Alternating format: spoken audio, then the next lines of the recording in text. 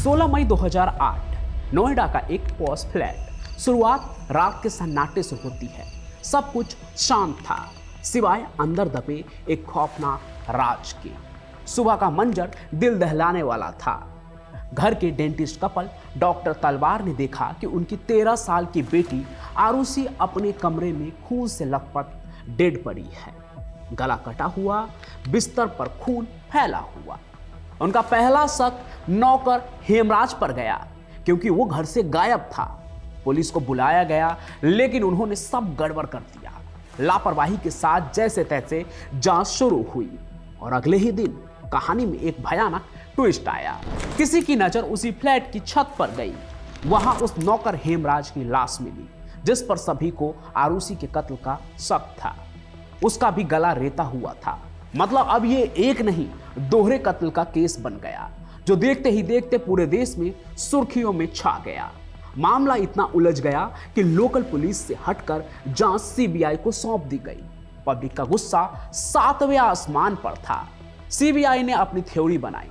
सारी सुई डॉक्टर तलवार और उनकी पत्नी नुपुर पर अटक गई कि उन्होंने ऑनर किलिंग की है क्योंकि उन्होंने अपनी बच्ची को हेमराज के साथ देख लिया था। फिर सबूतों की कड़ियां ऐसी जोड़ी गई कि 2013 में कोर्ट ने दोनों माता पिता को उम्र कैद की सजा सुना दी। लेकिन कहानी अभी खत्म नहीं हुई थी। सस्पेंस का क्लाइमेक्स 2017 में आया। इलाहाबाद हाई कोर्ट ने फैसला पलट दिया। कोर्ट ने साफ कह दिया सीबीआई के पास पक्के सबूत नहीं हैं। जो सर्कमस्टेंशियल एविडेंस है वो इतने वीक है कि शक का फायदा माता पिता को मिलना चाहिए। कत्ल की कड़ी डॉक्टर तलवार तक लगातार नहीं जुड़ रही थी। माता पिता इसलिए रिहा हो गए।